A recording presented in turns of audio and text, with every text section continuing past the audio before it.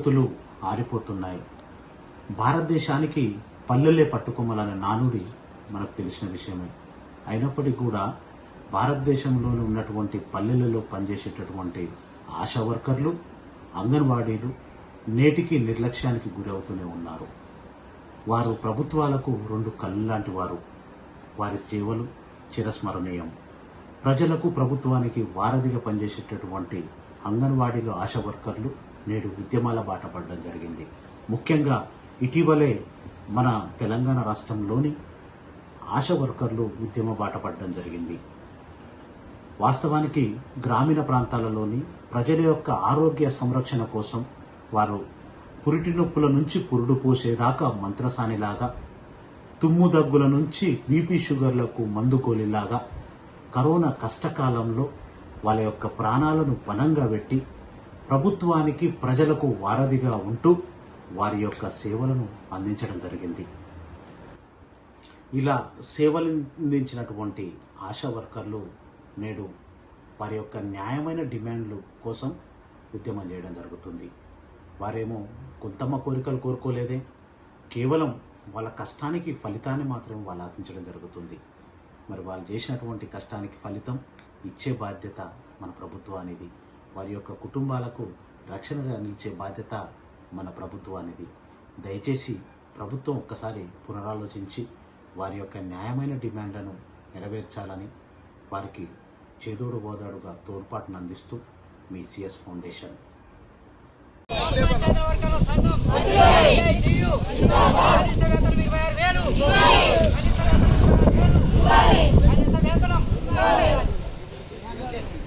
అందరికీ నమస్కారం. ఈ కార్యక్రమానికి ఆశా వర్కర్లు అలాగే గ్రామ పంచాయతీ వర్కర్లు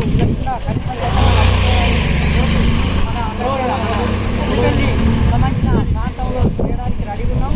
ఆ ప్రాంతం వాడికి మాట్లాడడానికి మన పెద్దలు కమ్మాలపల్లి ఆనంద్ గారు రాష్ట్ర నాయకులు, అట్లాగే మీరంతా కనీస వేతనం అమలు కోసం మాట్లాడి రావడానికి వచ్చింది కాబట్టి ఇప్పుడు మన ఆనంద్ గారు మాట్లాడతారు.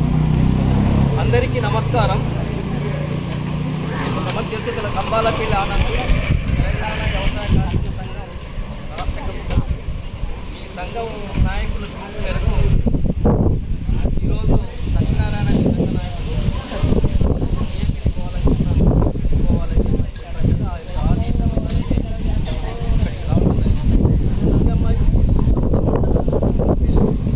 మొదటి కార్యక్రమం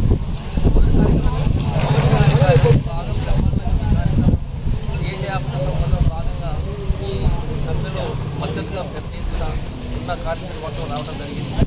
దేశంలో దాదాపు 5-6 నెలల నుంచి కనీస వేతనాలకు సంబంధించిన దేశంలో ఉన్న అన్ని సంఘాలకు సంబంధించినది కార్మిక వ్యతిరేక చట్టాలకు వ్యతిరేకంగా దేశంలో ఈరోజు పెద్ద ఎత్తున నిరసన కార్యక్రమం చేపట్టాలని, బ్యాంకింగ్ కావచ్చు, మామూలుగా మన పరిశ్రమలకు సంబంధించింది కావచ్చు, ఎంప్లాయీస్ కావచ్చు, మన టీచర్ల సంఘం కావచ్చు, మన డాక్టర్ సంబంధించిన ట్యూషన్ కావచ్చు, కళలు సంబంధించింది కావచ్చు, అన్ని రంగాలకు సంబంధించిన కార్యక్రమాలు దేశవ్యాప్తంగా పెద్ద ఎత్తున నిరసన కార్యక్రమం చేస్తారు.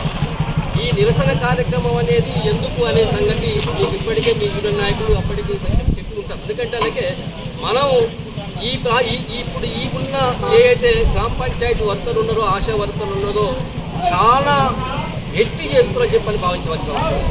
మామూలుగా ఏ రాత్రి పడితే ఆ రాత్రికి సంబంధించిన దాంట్లో కష్టం చేసి ఇక్కడికి ఇంకా చేయాలి పై అధికారులు ఎవరు వచ్చినా, ఎంత సంబంధించిన వాడు వచ్చినా, ఇంకోటి వచ్చినా గ్రామ పంచాయతీ ఆశా వర్కర్, గ్రామ పంచాయతీ ఆశా వర్కర్, కలెక్టర్లు వచ్చినా ఎవరు వచ్చినా మనం వీళ్ళు లేని పని కానీ పరిస్థితి. ఆశా వర్కర్ ఎక్కడ ఉండు, గ్రామ పంచాయతీ వర్కర్ ఎక్కడ ఉన్నాడు, ఏం ఉంటుండు, ఎక్కడ ఉంటుండు, ఏం చేస్తుందని చెప్పనేది ఆలోచించే అధికారులు మాత్రం ఆలోచించే విధంగా చెప్పాలంటే ఏ రాత్రి పడితే ఇప్పటికీ మన గ్రామ పంచాయతీ వర్కర్లకు సంబంధించిన దానికి వాళ్ళకు టైం లేదు, ఆశా వాళ్ళకు టైం లేదు. లేబర్ కోడ్ వచ్చిన ఉద్దేశం ఏంటి?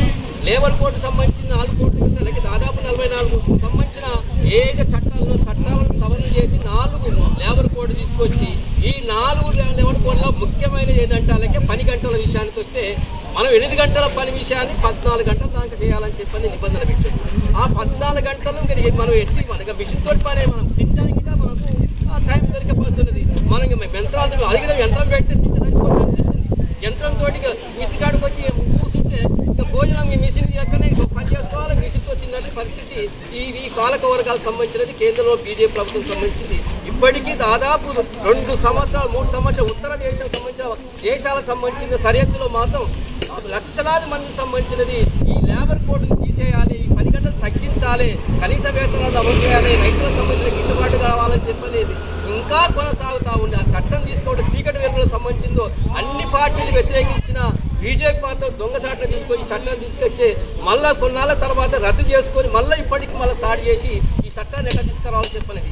ఎవరి కొరకు ఈ చట్టాలంటే అలాగే కార్పొరేట్కి సంబంధించిన వ్యవస్థలకు సంబంధించినది, పెట్టుబడిదారులకు వ్యవస్థ సంబంధించినది. ఎన్ని గంటలు చేస్తే అంత సంపద సంపాదించుకోవడానికి ఇది తిండి లేదు, ఇది బట్ట లేదు, ఇది కావాల్సిన అవసరాలు లేదు. వాళ్ళకి సంబంధించిన కనీసం సంబంధించిన తిండికి మీరు మన ప్రభుత్వం చెప్తా లెక్కలు చెప్తాంది.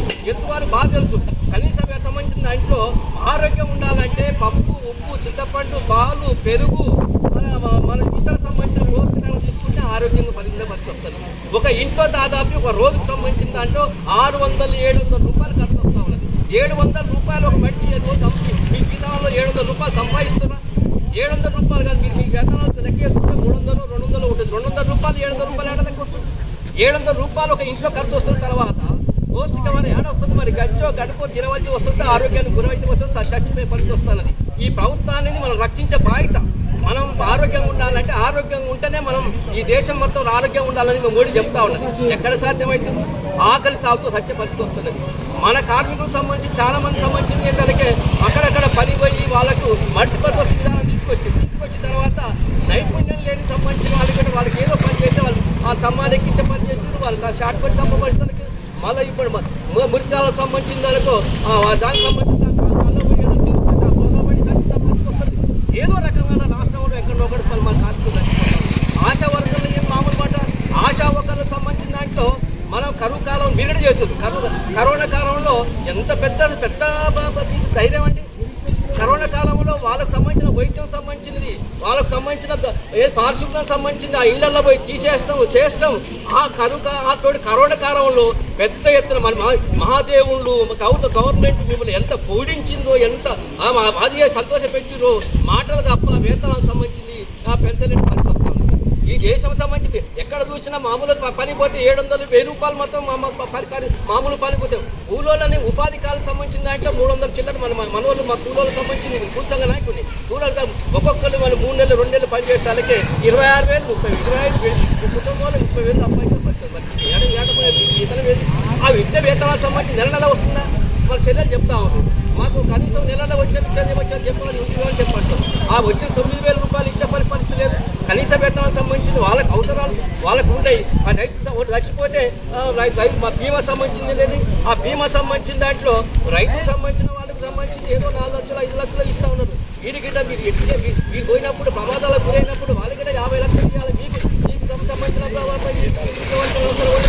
ఇవన్నీ అంటే భారతదేశంలో మోడీ ప్రభుత్వం వచ్చిన తర్వాత కార్పొరేట్ వ్యవస్థ పెద్ద కంపెనీలకు సంబంధించిన దాంట్లో ఎట్ట దోపిడీ చేయాలి, శ్రమ దోపిడీ చేయాలి. ఇక్కడ మన రిక్రూట్మెంట్ లేదు. రిక్రూట్మెంట్ అంటే ఒక విలేజ్ ఒక గ్రామ పంచాయతీ మెంబర్ 1000 మందికి సంబంధించిన ఒక మనిషిని పెట్టి ఏం చేస్తాడు, ఎట్ట చేస్తాడు, ఏం చేస్తాడు, వాళ్ళకి ఎంత దోపిడీ, శ్రమ దోపిడీ. అంటే ఆ చట్టాలు తీసుకొని ఎవరి కొట్టుకొచ్చి చట్టాలు తీసుకొచ్చి దాని కొరకే. అందుకనే దేశవ్యాప్తం సంబంధించి బ్యాంకర్లు బ్యాంకు మొత్తం బందా ఉన్నాయి. పరిశ్రమలు బందే పెట్టిండ్రు. దేశం మొత్తం వ్యవసాయ సంబంధించిన అన్ని రంగాలకు సంబంధించిన వాళ్ళు ఇవాళ వ్యతిరేకంగా పెద్ద ఎత్తున రాష్ట్ర వ్యాప్తంగా దేశవ్యాప్తంగా వ్యతిరేకిస్తూ ఈ లేబర్ కోడ్ బీజేపీ ప్రభుత్వం రద్దు చేసుకోవాలి. కనీస వేతనాలకు సంబంధించినది 26,000 ఇవ్వాలి. ఇవ్వకపోతే రాబోయే కాలంలో మోడీ ప్రభుత్వానికి సంబంధించింది ఈ రాష్ట్రంలో మరి మన ఇది రేవంత్ రెడ్డి గారు వచ్చారు. మనకు అనేకమైన ఆక్షేపం అది వచ్చిన ఆయన వెనకాల ముందు మరి మన గ్రామ పంచాయతీ వర్గాలు నేను పర్మిట్ చేస్తా, అది చేస్తా, ఇది చెప్పండి. ఆయన ఇప్పుడు అందుబాటులో మనకు ఉన్న స్కీమ్ ఉపాధి సంబంధించిన ఉన్నది మాట అనేకమైన హామీలు ఇచ్చిన హామీలు ఇష్టానికి అన్ని ఇప్పుడు బడ్జెట్ లేదు, అది లేదు, ఇదే చెప్పండి. మన కాడికి వస్తే బడ్జెట్ లేదు. వాళ్ళకు సంబంధించింది ఇక బ్యాంకుకు సంబంధించిన కొంతమంది కోట్ల రూపాయలకు సంబంధించి బ్యాంకు ఎగదైంది దేశం పారిపోయిన వాళ్ళకు వాళ్ళు వదిలిపెడతా ఉన్నాడు. మన వేతనాలు వచ్చే కాడికి ఇబ్బంది పడతా ఉన్నాడు. అందుకనే మన కనీస వేతనాలకు సంబంధించి 26,000 ఇవ్వాలి. 10 గంటలకు సంబంధించినది 8 గంటల పని విధానాన్ని మనం తీసుకురావాల్సిన అవసరం ఉంది. మనకు ఏవైతే బీమా సమస్య ఉన్నదో ఏమైనా ప్రమాదం జరిగిపోయినప్పుడు మనకు సంబంధించి ఇవ్వాల్సి వస్తుంది. వారితో పాటుగా రిటైర్మెంట్ విషయానికి వస్తే వాళ్ళకి ఇవ్వాల్సిన అవసరం ఉందని చెప్పని ఈ సందర్భంగా తెలియజేస్తూ ఆశా వర్కర్లకు సంబంధించినది నేను చూసిన దాన్ని ఆశా వర్కర్లు అంగన్వాడీ అయితే వాళ్ళకి ఎప్పుడేదో పని ఉంటుంది, ఎప్పుడు ఏదో పని ఉంటుంది.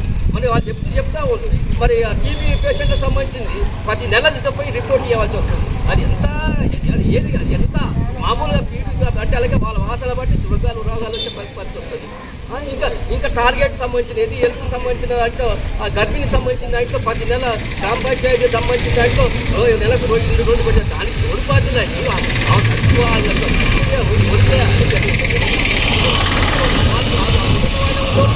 ఏ హాస్పిటల్లో పోతుంది, ఎక్కడో పోతుంది, ఏడ దేవాలడుతుంది, వాళ్ళకు వస్తలేదు జీతాలు ఇస్తామని చెప్పలేదు, పరిస్థితి. అందుకనే మన రాబోయే కాలం సంబంధించింది మన సంఘం సంబంధించిన మీకు నీట్గా ఉండాలి, కమిటీలు వేసుకోవాలి. మీకు అండదండగా మేము ఉంటాం మా సంఘం వైపు నుంచి. దేశవ్యాప్తంగా CIT సంబంధించినది ముందంటే దేశంలో పెద్ద ప్రధానమైన పార్టీ సంఘం అంటే CIT. కష్టాలు వచ్చినా నష్టాలు వచ్చినా బాధలు వచ్చినా మనం కొంతమంది కొంతమంది పని చేయలేక కొంతమంది రిటైర్మెంట్ తీసుకొని పోయే అంతా ఎందుకంటే రేపటి నాటి ఏదో ఒకటి మాకు అర్థం వస్తుంది, పర్మిట్ చేస్తామని చెప్పని ఆశతో పనిచేస్తున్నాము.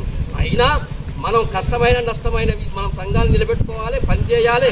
కావలసిన వేతనాలకు సంబంధించినది అందరం కలిసికట్టుగా పనిచేయాలని చెప్పి ఈ రాష్ట్రంలో దేశంలో ఎవరైతే పాలకులు ఉన్నారో ఆ పాలకులను గద్దె దించే వరకు మా వేతనాలు పెంచుతారా, లేకపోతే రైతు బీమా సౌకర్యం కల్పిస్తారా, నెల వేతనాలు ఇస్తారా, ఈ డిమాండ్ల కొరకు పెద్ద ఎత్తున ఉద్యమాలు చేయవలసిన అవసరం అవుతుంది. మన సంఘం మళ్ళా పిలుపునిస్తూ ఉంటుంది. మీరు ఆశామాసి సంఘం అనేది మన ఐక్యతను ఇప్పుడు ఆ సంఘం సంబంధించింది వాళ్ళు లేబర్ కోర్టు తీసుకురావడం కారణం సంఘం ఏంటంటే ఇంతకుముందు 5-7 పెట్టి సంఘం పెట్టుకునే అవకాశం ఉండదు. ఇప్పుడు 100 మంది ఉన్న సంఘం పెట్టుకునే అవకాశం లేదు. ఆ లేబర్ కోర్టు ఉద్దేశం అది. అందుకే సంఘం అనేది రాజ్యాంగంలో అంబేద్కర్ మనకు కల్పించిన హక్కు అది.